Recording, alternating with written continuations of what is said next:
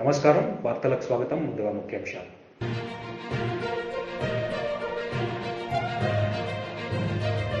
జిల్లా కలెక్టర్లు మరియు ఎస్పీలతో స్పందన కార్యక్రమంలో పాల్గొన్న సీఎం జగన్.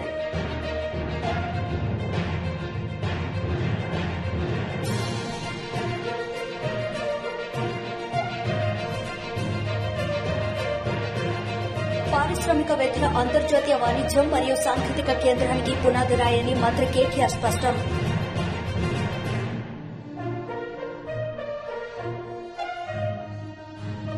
భారత ప్రభుత్వం సాంకేతికతను ప్రజాస్వామ్యం చేసే దిశగా నిరంతరం కృషి చేస్తోందని ప్రధాని నరేంద్ర మోడీ అన్నారు. ప్రతి పౌరుడు ఆర్థిక స్తోమత సాంకేతికతను పొందాలనే లక్ష్యంతో ఆల్ ఇండియా రేడియోను దేశాన్ని అనుసంధానం చేస్తున్నారని ప్రధాని తెలిపారు.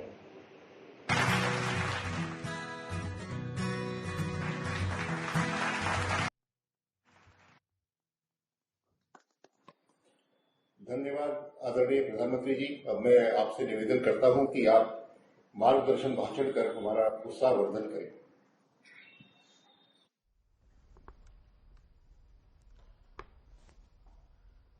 नमस्कार जी। कार्यक्रम में उपस्थित केंद्रीय मंत्रिमंडल के मेरे सहयोगीगण, विभिन्न राज्यों के माननीय मुख्यमंत्री साथी, सांसदगण, विधायकगण, अन्य महानुभाव, देवी और सज्जनों, आज के इस कार्यक्रम में पद्म सम्मान पाने वाले अनेक व्यक्तित्व भी हमारे साथ जुड़े हुए हैं। मैं उनका भी आदरपूर्वक स्वागत करता हूं, अभिनंदन करता हूं। आज ऑल इंडिया रेडियो की एफएम सर्विस का एक्सपांशन ऑल इंडिया एफएम बनने की दिशा में एक बड़ा और महत्वपूर्ण कदम है। ऑल इंडिया रेडियो के 91 एफएम ट्रांसमीटर्स की ये शुरुआत देश के 85 जिलों के 2 करोड़ लोगों के लिए उपहार की तरह है।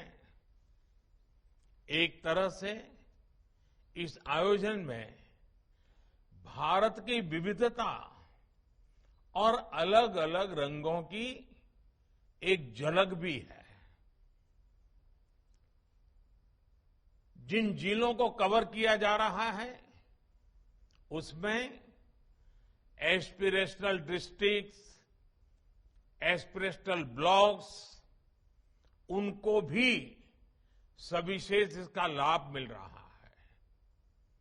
मैं ऑल इंडिया रेडियो को इस उपलब्धि के लिए बहुत बहुत बधाई देता हूं। इसका काफी लाभ हमारे नॉर्थ ईस्ट के भाई बहनों को होगा, युवा मित्रों को होगा। इसके लिए उन्हें मैं विशेष तौर पर बधाई देता हूं। साथियों, जब बात रेडियो और एफएम की होती है तो हम जिस पीढ़ी के लोग हैं, हम सबका रिश्ता एक भावुक श्रोता का भी है। और मेरे लिए तो ये भी खुशी है कि मेरा रिश्ता एक होस्ट का भी बन गया है।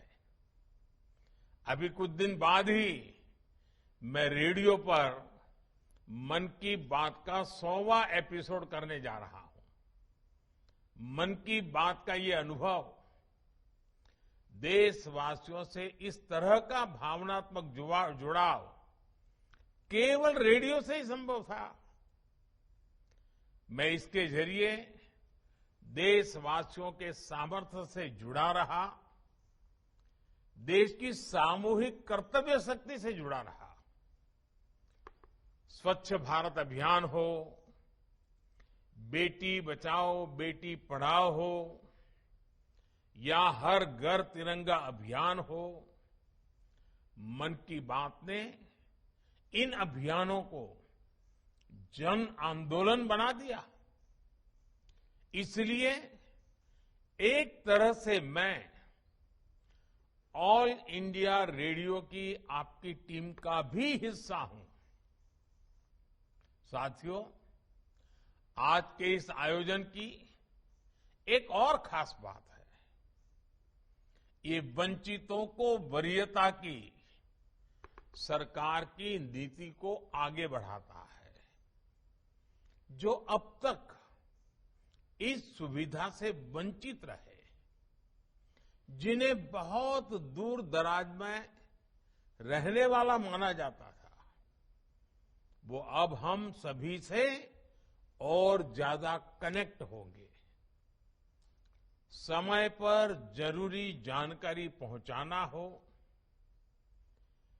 कम्युनिटी बिल्डिंग का काम हो, एग्रीकल्चर से जुड़ी मौसम की जानकारियां हो, किसानों को फसलों, फल, सब्जियों की कीमत की ताजा जानकारी हो,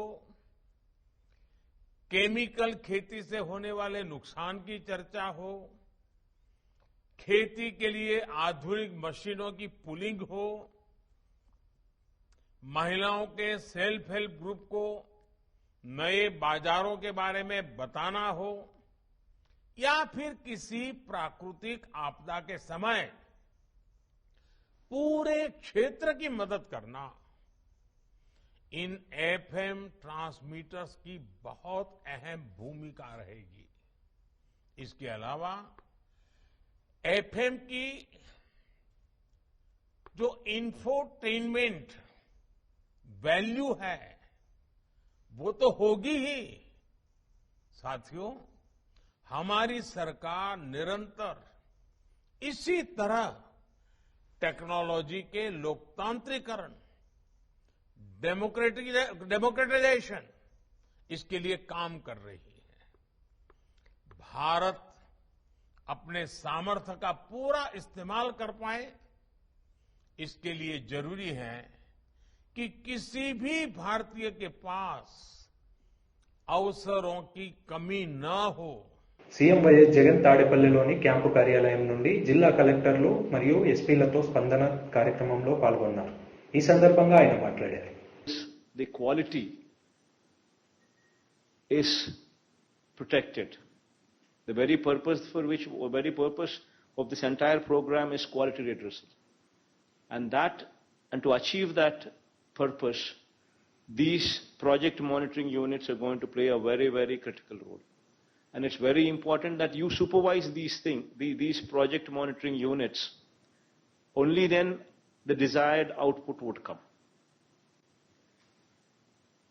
And these PMUs, as I said, would be monitored directly from CMO as well. All the grievances raised through this helpline must be taken up by the concerned authority on priority and redressal in a time-bound manner with quality as the primary word. The word quality meaning the satisfaction. How do you say that it has been addressed qualitatively? Only when that person who is in receipt of your service says that, yes, to my satisfaction, it has been addressed. That is the litmus test. And that is the very purpose of this Jagarannak Chabdam program. To speak a little more about this program, it's a direct connect with the Chief Minister also. The fact that we are lending our name to this program itself means that there is a direct connect with the Chief Minister. The helpline would consist of multiple feedback loops. So regularly there will be a call center here operating from the CMO, which will periodically take feedback. This is very important for us to understand how these people are, what these people think about the services that are being rendered. So this should be always playing in your mind. And citizens will receive regular updates regarding the status of their grievance. This is also one very important aspect which would define SLAs. The time-bound manner in which qualitatively the grievances would have to be addressed. It would speak of that. Telephone number 1902, which has been assigned to this program, you should also ensure that there is a wide publicity given to this telephone number as well. One way is through Gram Sachwalayam and ward volunteers, where every house these people would be visiting and speaking of this program, and also ensuring that they give a proper orientation in every house as to what this program is all about. So that activity would have to be taken up and completed also by May 9th, before May 9th, by the time this program is also launched. Every Saturday, it's got to be a housing day, where there would be periodic field visits, starting from collectors, JCs, RDOs, DLDOs, MROs, MDOs, municipal commissioners, special officers, the RWS, the housing, the DISCOMs, the village and ward functionaries, meaning engineering assistants, welfare assistants, and panchayat secretary. All of you would have to ensure that every Saturday you visit the housing colonies wheresoever you have been deputed to. Because only through your visits, two things will happen. You will understand what the problems are so that you could speed it up. Two, the quality there would be enhanced. Jagananna Bhuhakku Mariyu Bhu Raksha program. It's never in the history of India probably. పారిశ్రామికవేత్త అంతర్జాతీయ వాణిజ్యం మరియు సాంకేతిక కేంద్రాన్ని పునాదిరాయి అని మంత్రి కేటీఆర్ అన్నారు. ఈ సందర్భంగా ఆయన మాట్లాడారు. Entrepreneurship is something in which you're only limited by imagination, literally. Especially in a country like India, if you think for a minute. More than 50% of India today is less than the age of 27. India's median age is 27. We're a very young country. In fact, 65% of India is less than the age of 35. This includes both men and women. Now, this is possibly the youngest country on the planet, and this is possibly the biggest resource we have at our disposal. Of course, we have abundant water, abundant land, we have abundant mineral resources, we have abundant other resources. The most important resource we have, of course, is human capital. Now, why do I say this? You look at a country like Japan. Japan hardly has 15% of land mass that is actually useful for inhabitation, to live, to do something, to work, etc., etc. And Japan, as most of you know, is one of the biggest sufferers after World War II. The only nuclear bomb that ever exploded on this planet was in Japan in 1940s, in Hiroshima and Nagasaki. Now, a country which has got only 15% of utilizable land, a country which suffered nuclear attack, a country which is prone to earthquakes, severe earthquakes, a country which is prone to tsunamis, a country which has got a long coastline and very little natural resources, has today become a force to reckon with. It is the third largest economy after US and China. And it is only 1/10 or in fact 1/12 of our size in terms of population. So without natural resources, with all these obstacles, with everything stacked up against them, what did the Japanese have? The only thing they had was the human intellect and human capital. And you can also look at Japan's neighbor, South Korea, Republic of Korea. Again, a fascinating story. More than 90% of the land mass in South Korea, again, is unutilizable. Again, everything stacked up against them. Very little natural resources. But today, if you go home, when you go home actually, all of you, please look around in your drawing room. Please look around in your bedroom. Please look around in your veranda, in your portico. You will see so many Korean and Japanese products. You'll see a Sony TV, you'll see a LG refrigerator, you'll possibly have a Hyundai, a car or some other make. You'll probably have a Toyota or a Honda or you can go on. There's so many things that these two countries have created between these two. It's amazing to even think and contemplate because again, these are Asian countries not very far from us. Again, culturally very, very similar to India. The kind of power that they have unleashed over the last few decades is something that's truly impressive and truly amazing. And each and every time I've been to these two countries, I've come back with mixed bag of emotions. You feel sad for India. You feel happy for them. You have to think, you have to contemplate as to why and where we kind of lost out.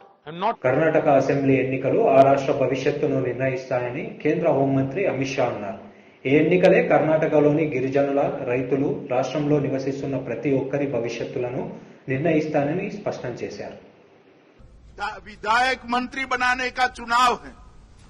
उनको तो जिताकर विधायक और मंत्री बनाना ही बनाना है. मगर ये चुनाव जो है, ये चुनाव समग्र कर्नाटक का भविष्य तय करने का चुनाव है. कर्नाटक के गरीब, कर्नाटक के आदिवासी, कर्नाटक के दलित और कर्नाटक के किसान का भविष्य तय करने का चुनाव है. आपका एक वोट अगले 5 साल के लिए कर्नाटक में किसका शासन रहेगा, कर्नाटक का भविष्य किसके हाथ में रहेगा, उसका निर्णय करने वाला है. मित्रों, एक और राहुल बाबा के नेतृत्व में कांग्रेस पार्टी है. जानते हो ना राहुल बाबा को? जानते हो या नहीं जानते हो? एक और राहुल बाबा के नेतृत्व में कांग्रेस पार्टी है और दूसरी ओर श्री नरेंद्र मोदी के नेतृत्व में भारतीय जनता पार्टी. ये चुनाव ये तय करने का चुनाव है कि अगले 5 साल तक मोदी जी के नेतृत्व में डबल इंजन सरकार कर्नाटक को आगे ले जाएगी या कांग्रेस की सरकार రివర్స్ గియర్ సర్కార్ కర్ణాటక. సంగారెడ్డి జిల్లా జోగిపేట పట్టణంలోని వ్యవసాయ మార్కెట్ గంజిలో రాష్ట్ర mark fed director Andole society chairman S Jaganmohan Reddy ఆధ్వర్యంలో స్థానిక ఎమ్మెల్యే చంటి క్రాంతికుమార్, సంగారెడ్డి జిల్లా పరిషత్ చైర్మన్ పర్సన్ మంజుశ్రీ, జైపాల్ రెడ్డి, జిల్లా వ్యవసాయ అధికారి నరసింగరావులతో కలిసి వరి కొనుగోలు కేంద్రాన్ని ప్రారంభించారు. మంజుశ్రీ జైపాల్ రెడ్డి గారికి, మార్కెట్ డైరెక్టర్ జగన్మోహన్ రెడ్డి గారికి, జిల్లా వ్యవసాయ అధికారి నరసింహరావు గారికి, అట్లాగే ఏడీ అన్న గారికి, మున్సిపల్ వైస్ చైర్మన్ డేవిడ్ గారికి, వైస్ చైర్మన్ రావు గారికి, ఇంకా వేదిక ఉన్న పెద్దలందరికీ, ఇక్కడ హాజరైన పెద్దలు జైపారెడ్డి గారికి, మాసపల్లి నారాయణ గారికి, లింగన్న గారికి, రామగౌడ్ గారికి, పత్రికా మిత్రులందరికీ కూడా రైతులందరికీ నమస్కారం తెలియజేస్తున్నాం.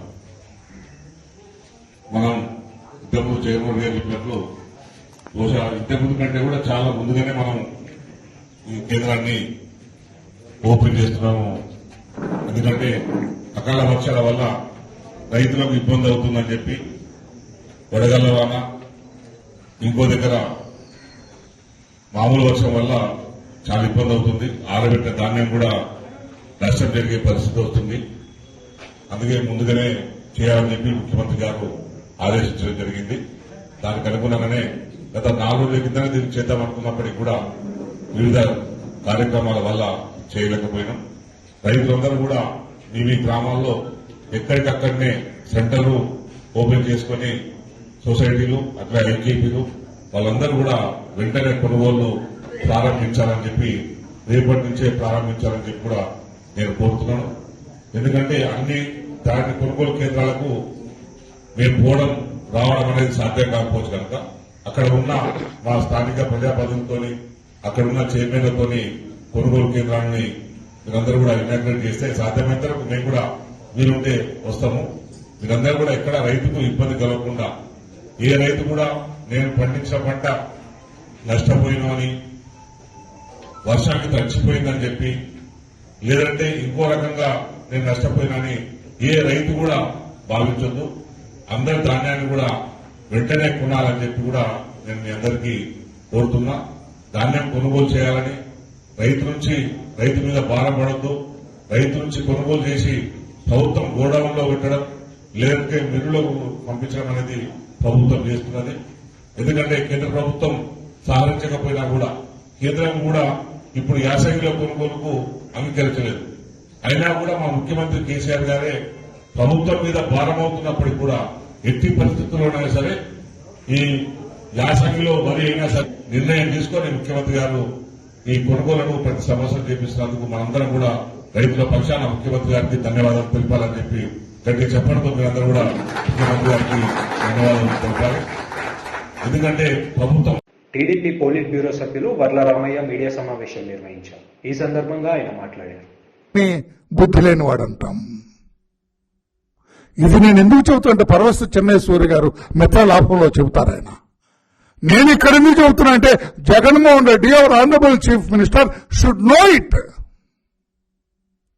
చంద్రబాబు నాయుడు గారి కంటే నేను వయసులో చిన్నవాడిని కదా, నేను యాక్టివ్ అనుకున్నారు. కాదు జగన్మోహన్ రెడ్డి గారు. ఒక రకంగా చెప్పాలంటే you are a immobilized person. మీరు సరిగా కదలలేరు, ప్రజల్లోకి వెళ్ళలేరు, 4 అడుగులు నడవలేరు. కొబ్బరికాయ కొట్టడానికి రాయి పైకెత్తించుకొని కొట్టిన మీరు ఎంత సిగ్గుచేటండి. అసలు మీరు కొబ్బరికాయ కొట్టిన ఫలము అందుతుందా నేను అడుగుతున్న పురోహితుల్ని. ఆ పురోహితులు కూడా ఫన్నీగా అట్లా కొట్టకూడదు సార్, అట్లాగా మీరు వన్నీ కొట్టండి సార్. రాయిని పైకి లేపటం ఏంటి? రేపు దేవుణ్ణి వెంకటేశ్వర స్వామిని తాడేపల్లి ప్యాలెస్కి తీసుకెళ్తారా? నాకు మీకు ఒంట్లో బాగాలేదని? ఏమి జగన్మోహన్ రెడ్డి గారు ఏం పౌరోహితులండి మీరు? సార్ ఐఎమ్ సారీ సార్, శాస్త్రాలు ఒప్పుకోవండి, వేదాలు ఒప్పుకోవండి, ఆగమ శాస్త్రం ఒప్పుకోదండి. మీరు ఇలాగ రాయి పైకెత్తి కొట్టడానికి లేదండి అనలేరండి మీరు? రాయి పైకెత్తి కొట్టిన రోజునే నడువు నొప్పి అంటాము. నడువు నొప్పి అన్నాడు నీవు. గోడ ఆ కలవట్టిని ఎగిరి దూకిన చంద్రబాబు నాయుడు గారిని ఎలా తప్పుపడతావు? వృద్ధులని ఎలా అంటావు? కనుక శ్రీశ్రీ గారు మీలాంటి వాళ్ళ గురించే మాట్లాడారు. కొంతమంది యువకులు పుట్టుకతో వృద్ధులు. శ్రీశ్రీ గారండి, బహుశా మీకు తెలిసి ఉండకపోవచ్చు. పెద్ద కవి, విప్లవ కవి, ఆధునిక కవి. ఆయన అన్నారు కొంతమంది వృద్ధులు లైక్ అవర్ జగన్మోహన్ రెడ్డి గారు, కొంతమంది యువకులు లైక్ అవర్ జగన్మోహన్ రెడ్డి గారు, కొంతమంది యువకులు జగన్మోహన్ రెడ్డి గారు లాంటి వాళ్ళు పుట్టుకతో వృద్ధులు. అది మీకు వర్తిస్తుంది, చంద్రబాబు నాయుడు గారు కాదు అని చెప్పుకొని నేను తెలియజేస్తున్నా. అసలు మీ గురించి మీరు ఎందుకు బేరీజు వేసుకోరు? మీ ఆలోచనలన్నీ కూడా అడుగడుగున మీ తల్లిదండ్రుల పెంపకాలేమిని గుర్తు చేస్తున్నాయి. జగన్మోహన్ రెడ్డి గారిని తల్లిదండ్రులు సరిగా పెంచలేదేమో అన్న అనుమానాన్ని గుర్తు చేస్తుంటాయి అడుగడుగున జగన్మోహన్ రెడ్డి గారు. మీకు తెలుసా? నేను మిమ్మల్ని కించపరచాలను, నాది కూడా మీ తండ్రి వయసేనండి దాదాపుగా. మీ నాన్నగారు 49లో పుట్టారు, నేను 51లో పుట్టాను. దరిదాపుగా చంద్రబాబు గారు 50లో పుట్టారు. మేమంతా సమకాలికులం ఒక రకంగా. మళ్ళీ నన్ను కూడా ఆ పట్టాపులాగా తీసుకెళ్లి బాధిస్తారు. వద్దండి, నేను ఉన్న నవ్వుతున్నారు మీరు. ఉన్న నిజాలే చెబుతాను నేను. ఏమీ ఎబ్బెట్టుగా ఉన్నాను. మీరు నా మీద కేసు పెట్టేంత ఏం మాట్లాడను నేను. కాకపోతే ప్రజలకు వివరణ చేస్తున్నా. మీరు జగన్మోహన్ రెడ్డి గారు మీ నాన్నగారు ముఖ్యమంత్రిగా ఉండగా, వైఎస్ రాజశేఖర రెడ్డి గారు ముఖ్యమంత్రిగా ఉండగా మీరు బెంగళూరులో ఉండేవాళ్ళు, బెంగళూరులోనే ఉండేవాళ్ళు. వై? మీ నాన్నగారు మీరు హైదరాబాద్ వస్తే ఆయన ఇష్టపడలేదు. మీరు హైదరాబాద్ రావటాన్ని ఆయన కోరుకోలేదు. మీకు కావలసిన ద్రవ్యాన్ని, మీకు కావలసినవన్నీ అక్కడికి బెంగళూరులో చేర్చేవాడు ఆయన. మిమ్మల్ని అక్కడే ఉండమన్నారు. ఎందుకు సమాధానం చెప్పగలరా? జగన్మోహన్ రెడ్డి గారు సమాధానం చెప్పగలరా? ఈ రోజున మా నాయకుడి గురించి ఇన్ని మాట్లాడారే. మిమ్మల్ని ఆ రోజున మీ నాన్నగారు బెంగళూరులోనే ఉండు, don't step in to Hyderabad అని ఎందుకన్నారు సార్? అంటే మీరు కాలు పెడితే హైదరాబాద్ అపవిత్రం అవుతుందని అన్నారా? లేకుంటే పవిత్రమైన మీ పాదం హైదరాబాద్ లో పెడితే హైదరాబాద్ లో పెద్ద మేలు జరుగుతుంది, ఆ మేలు జరగటం నాకు ఇష్టం లేదు, అందుకు రావద్దన్నారా? ఎందుకు రావద్దన్నారు? ఈ విషయం నేను చెప్పటం లేదండి. మీ పార్టీలో ఆనాడు ముఖ్యమంత్రిగా ఉన్న గౌరవ రోషయ్య గారు చెప్పారు. ఒకసారి మీ ఇంటికి వెళ్తే మీ తల్లి గారు శ్రీమతి విజయమ్మ గారు ఆయన 2 చేతులు పట్టుకొని కంటనీరు పెట్టుకున్నారట. ఈ తండ్రి కొడుకులు రోజు గొడవగా ఉందండి, వీడిని రావద్దంటారు హైదరాబాద్కి, వీడు వస్తానంటాడు, వస్తే ఇక్కడ ఆయన పేరు పోద్దని ఆయన బాధపడుతున్నారు. ఏదన్నా సర్ది చెప్పండి సార్ అని కోరింది నిజం కాదా? నేనన్నమాట కదా సార్ అది. రోషయ్య గారు ఆ వీడియో ఉంది నా దగ్గర. If you ask me send that video I will forward that. ఎందుకు చెప్పగలరా? అంటే మీరేమన్నా స్పాయిల్డ్ కిడ్డా? మీరేమన్నా తప్పుదారిలో నడుస్తున్నారని మీ నాన్నగారు ఏమన్నా భావించారా? ఎందుకు ఏమన్నా రావద్దన్నారు హైదరాబాద్? ఆ రోజుల్లోనే అలా ఉన్న మీరు చంద్రబాబు నాయుడు గారి గురించి ముసలివాడు అని ఎగతాళి చేయొచ్చా? ముసలి పులి కథ చంద్రబాబు గారిని ఉద్దేశించి చెబుతారా? ముసలి పులి కథ చంద్రబాబు నాయుడు గారిని ఉద్దేశించి చెబుతారా? ఆ ముసలి పులి మీరే. 50 ఏళ్ళకే ముసలి అయిపోయారు మీరు. ఆ ముసలి పులి చేసే వేషాలని మీరు వేస్తారు. ఆ ముసలి పులి మీరే. మీకే ఆ కథ వర్తిస్తుందని చెబుతున్నాను నేను. కాదనగలరా? చంద్రబాబు గారు వర్తిస్తున్నారు. ఇప్పుడు కూడా యాక్టివ్గా ఉన్నారు. చంద్రబాబు గారు అర్ధరాత్రి 12 గంటల వరకు పనిచేస్తారు ఎవ్రీడే, తెలుసా మీకు? మీరు 8:30కే కొట్టు కట్టేస్తారట, నిద్రపోతారట. మీరు తెలిసింది అదండి.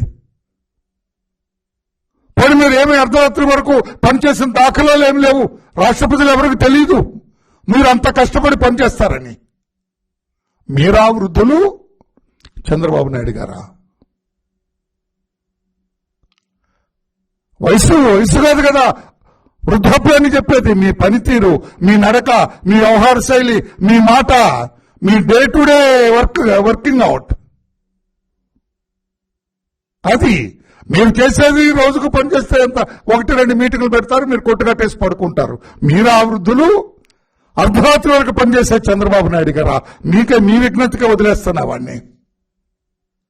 ఇది నేను ప్రెస్ మీట్ కాదు, మీకు కొంచెం తెలియజేయాలని, ఎరికపరచాలని. అసలు వ్యవహార శైలి, మీ వ్యవహార శైలి, మీ నడక, మీ నడత వల్ల మీ తల్లిదండ్రులు మిమ్మల్ని ఎలా పెంచారో తెలుస్తుంది సార్. నేను ఈరోజు మాట్లాడుతున్నా మైక్ ముందు. నేను మాట్లాడి తీరు బట్టి ఎదుటి వాళ్ళు గ్రహిస్తారు. ఓహో, రామయ్య గారికి కొంచెం భాషా జ్ఞానం ఉందంటే వాళ్ళ తల్లిదండ్రులు నేర్పుంటారు అనుకుంటారు. వాళ్ళు చిన్నప్పుడు నేర్పుంటారని మా తల్లిదండ్రులు గుర్తు చేసుకుంటారు. నేనేదన్నా చెడు ప్రవర్తన చేసి చెడ్డగా ఉండి ఏది ఇక్కడికి వచ్చి కూర్చొని నా ఇష్టం వచ్చినట్టు మాట్లాడి ఏదో బాగా తాగేసి ఫుల్గా గిట్కాలు కొట్టొచ్చి తుప్పుక్కుమని ఇక్కడ ఊసేది చేశారనుకో, చిచి ఎవరు వీడు, తల్లిదండ్రులు వీడిని సరిగా పెంచలేదురా అనుకుంటారు. ఇప్పుడు అర్థమైందా మీకు? ఇప్పుడు అర్థమైందా ఎవరు వృద్ధులు ఎవరు కాదు అనేది? అటువంటి మీరు చంద్రబాబు నాయుడు గారిని అలా మాట్లాడటం కరెక్టా సార్ అని చెప్పి నేను అడుగుతున్నా. జగన్మోహన్ రెడ్డి గారు అన్ని అబద్ధాలు. ఆ రోజు మీ నాన్నగారు చనిపోయినప్పుడు నేను మిమ్మల్ని ఎగతాళి చేయాలి, కించపరచాలని కాదు sir. Just I wanted to educate you. ఆ రోజున హెలికాప్టర్ క్రాష్ లో మీ నాన్నగారు చనిపోయినారు. శవం ఇంకా ఇంటికి రాలేదు. వార్తలు ముగించే ముందు ముఖ్యాంశాలు మరోసారి.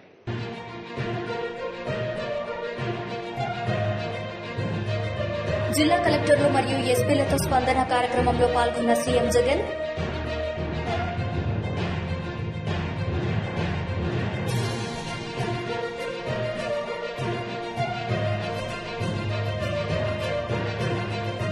పారిశ్రామికవేత్తల అంతర్జాతీయ వాణిజ్యం మరియు సాంకేతిక కేంద్రానికి పునాది రాయని మంత్రి కేటీఆర్ స్పష్టం.